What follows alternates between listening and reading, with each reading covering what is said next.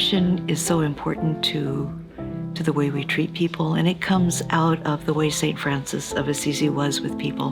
He considered them brothers and sisters, everybody, and treated them that way, and we try to continue that in the way we treat people. We do more than that. We listen to them. We encourage them. We know them by name.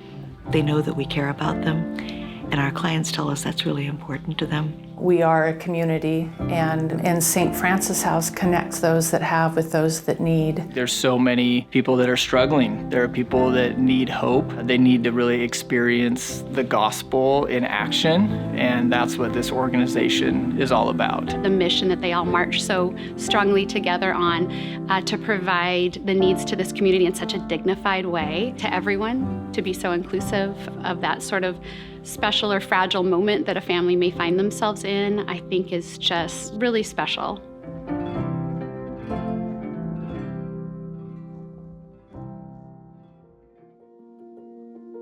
Audrey started the month of December with an eviction notice in her hand. Her husband, a U.S. Army veteran, is the breadwinner of their family of 7. But in September, he suffered a massive stroke that nearly ended his life. In the midst of her husband's health issues, their special needs daughter is currently awaiting surgery, and their other daughter is looking at hospitalization for an undiagnosed health issue.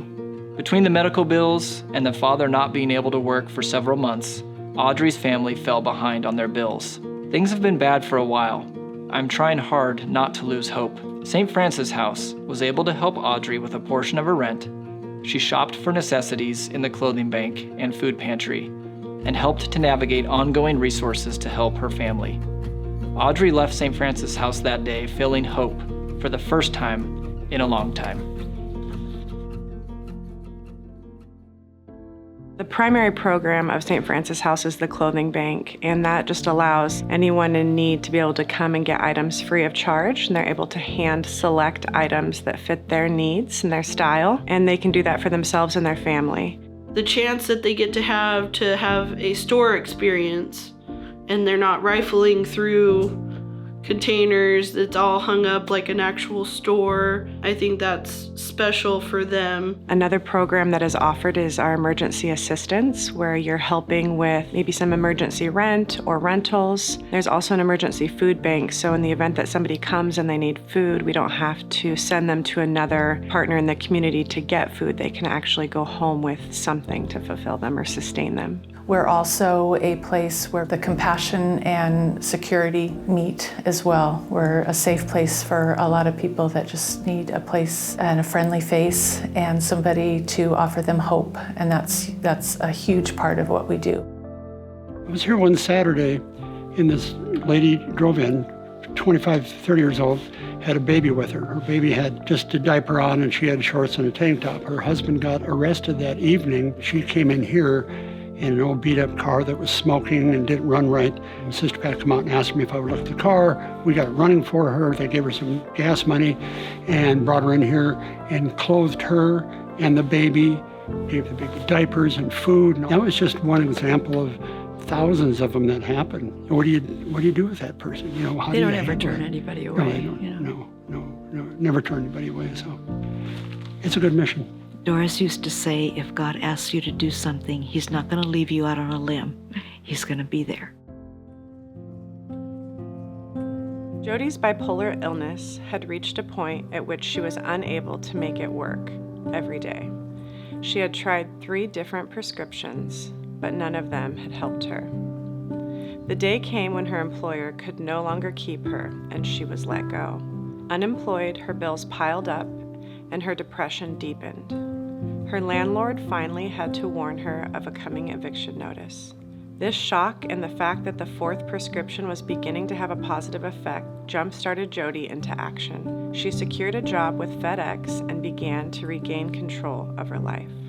If I could just catch up on my most important bills, I can manage from here on. Thanks to the generosity of our donors, Jody was able to apply St. Francis House's support to her own earnings and has caught up on her rent. The relief in her eyes and the wideness of her smile spoke clearly of her gratitude. It's a collective effort that ultimately makes this organization operate the way it does and helps it be successful. It wouldn't be able to work with just one group. Everybody has to contribute to be a part of the collective group, and that's what ultimately has made it sustained in this community for 50 years. We have an incredible team at St. Francis House. Most of us have been here for 7 years or more, and we're here because we want to be here, and we're here because we find fulfillment in what we're doing. I was looking for a place to volunteer, and for me it's just a place I can put my faith into action. I found that my values and St. Francis House values aligned, and it's a real gift for me to be able to try to make a difference in the lives of people who need help.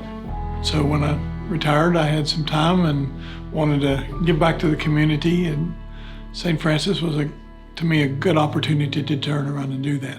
I've been volunteering at St. Francis House since 2005, so this is my 18th year anniversary, I guess you'd call it. From Sister Pat to the clients and everybody in between, there's just a real camaraderie amongst the volunteers, so we're all here for the same purpose, and although we come from different backgrounds, we all are here to serve. And just to interact and get to know the clients and their stories is just wonderful. The compassion and what we serve and how we help the people and the genuine connection our staff and volunteers have with our clients and our unhoused is very special. On a wet and rainy Wednesday afternoon, Angie came to St. Francis House in search of rental assistance. Her story spilled out as she talked with a staff member. Due to company budget cuts, Angie had lost her job as a mortgage broker in October. Although she had been steadily looking for work, she hadn't had much luck. Her savings were nearly gone. A single middle-aged woman, she had no family who could help her. I have no idea how I will pay next month's rent, she said. Angie had recently enrolled in a local workforce education program. I'm hoping that this will enhance my computer and job search skills, she told the staff member. Perhaps it will lead me to a good-paying job. St. Francis House was able to help Angie with her month's rent payment. Smiling in relief, Angie said, "This will give me a month to finish my classes and find that job. I am so grateful."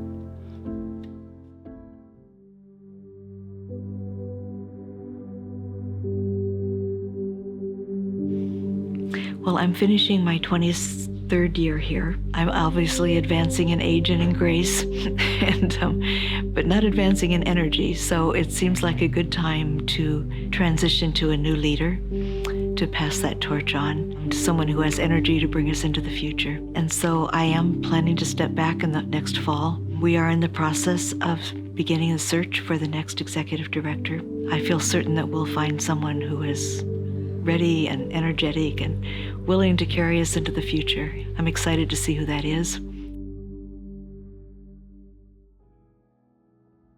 There was a quiet sense of urgency in Jackie's voice as she talked to the volunteer receptionist, a specialty hairstylist.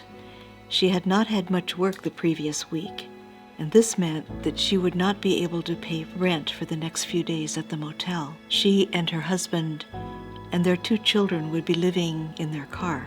"I need only $180, she said.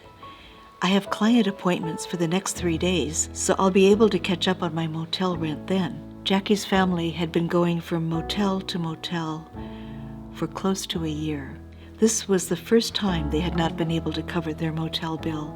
"I'm not sure when our name will come up on the subsidized housing list," Jackie said. "We check each month to see how far along we are, but we're told that it could be maybe another year. In the meantime, Jackie is grateful to keep a roof over their heads and to shop for clothing at the clothing bank. "I never thought our lives would be like this," she said, "but I am so grateful for every bit of help that comes our way. Thank you for being there for us." My hope and dream for St. Francis House is that we can really continue to build on the legacy that's been created by Sister Pat. She has served this organization faithfully for many years. The organization was started by her parents. They laid the foundation, and she's really taken it and expanded it from there. I see us potentially expanding even into other areas within Puyallup and Pierce County so that we can help more people. We know that the need isn't going to go away. People are going to continue needing help. They're going to need resources. And I think that due to our donors and the generosity of so many people out there, that we can continue to do more and expand.